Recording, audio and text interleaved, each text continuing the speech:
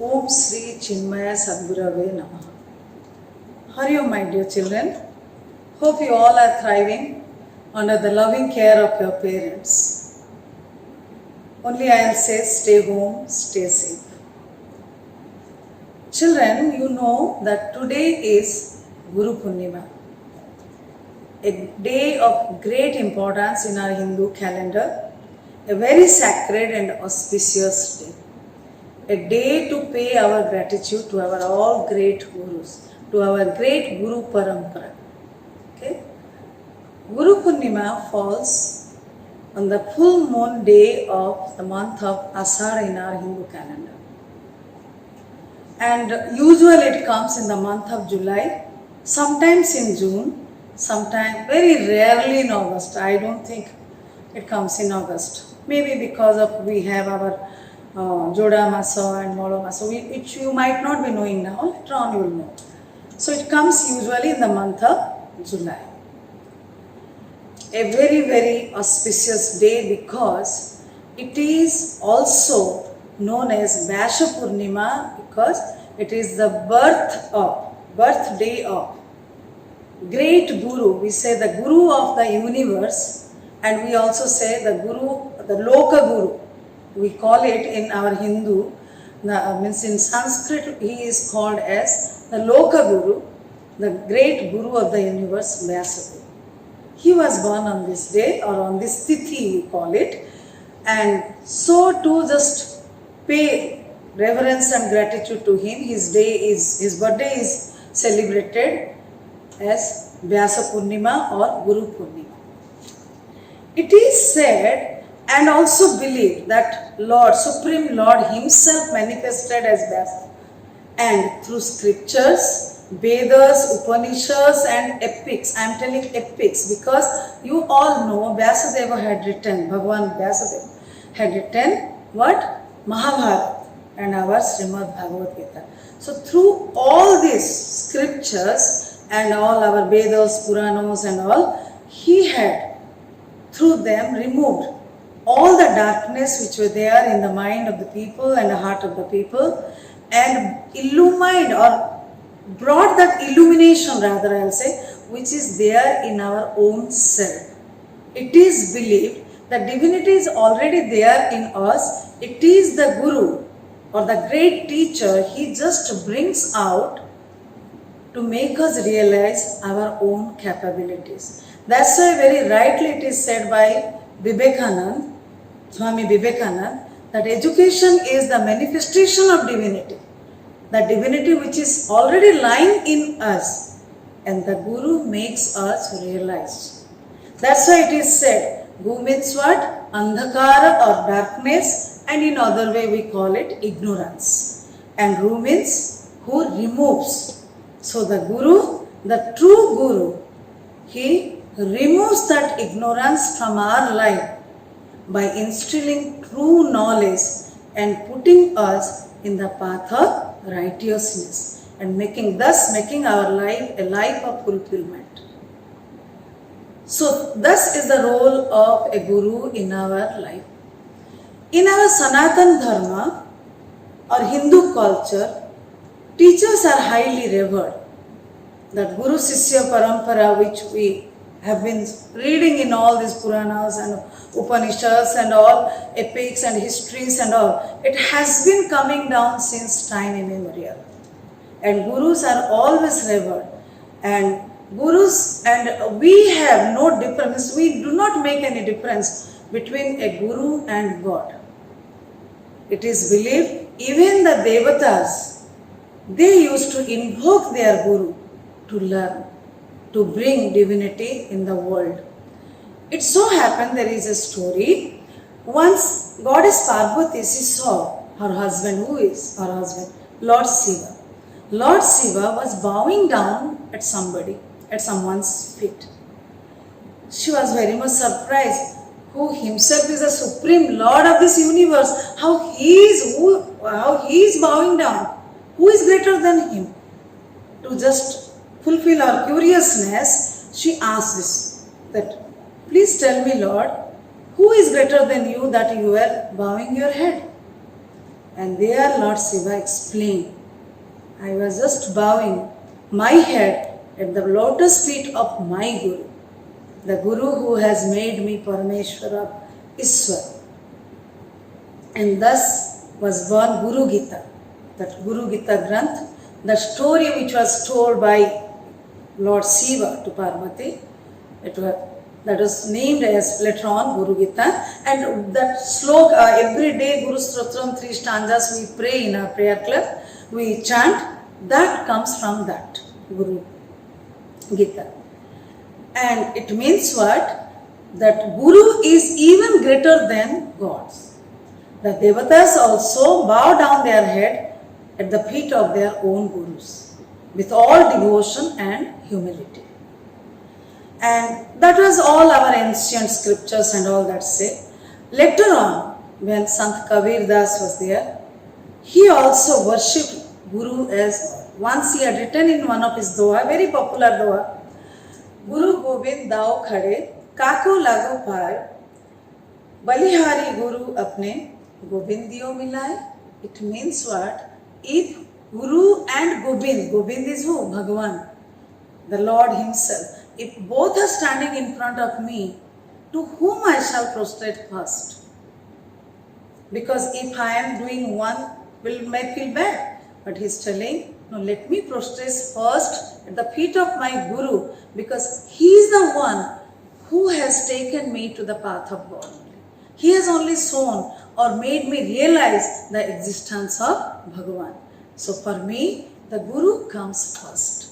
So children, in our Hindu religion, why I will say Hindu religion, let me take it as an universal religion. God and Guru are no two different entities. There is only one truth, one knowledge and one person. The God himself manifests as Guru to spread knowledge and to take us towards the path of fulfillment, keeping us in the path of spirituality and also developing our intellectual potentiality. The thing is now, whom to consider as a Guru? Guru is not one entity, one individual or one thing. It is like the whole universe. It comes as a whole. It is eternal. It is the true knowledge.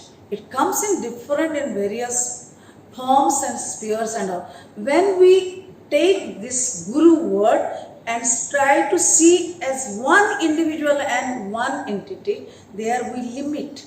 We make our knowledge limited, we make our perception limited, our learning limited. Because it is not only of now. It comes since, as I told you, since time immemorial, we do not know when our Sanatana Dharma started, ancient times from Aryan civilization, so many thousand years before, this Guru Sishya Parampara came. Knowledge runs down from generation to generation. The Gurus used to tell that time the Shruti Sikkha was there and all. We know Shruti Vidya we used to call. The Sishyas used to sit and learn. All kind of knowledge was given. It's not only that they were taught who is God and all. Everything. The knowledge to live your life, knowledge to enlighten yourself, every kind of knowledge that was taught. And it goes on passing from generation to generation. And it doesn't come from one sphere only.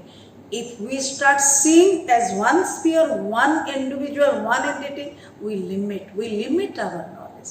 The role of Guru is to bring the Supreme Self which is already there in us.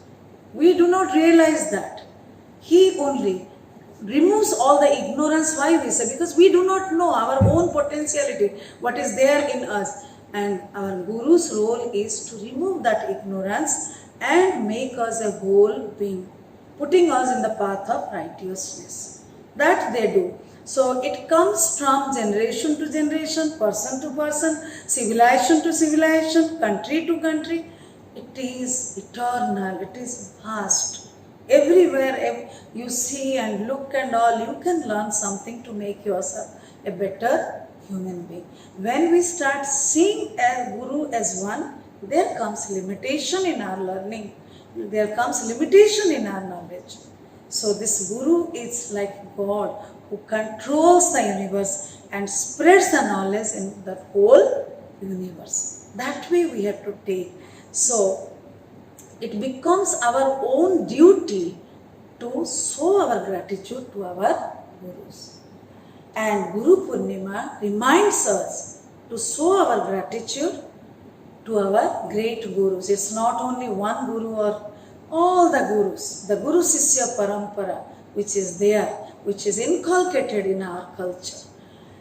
In fact, I'll say it is not only one Guru Purnima only will remember. Rather, every day we must, before starting our day, before doing anything, before we learn anything, we must invoke our Gurus and start.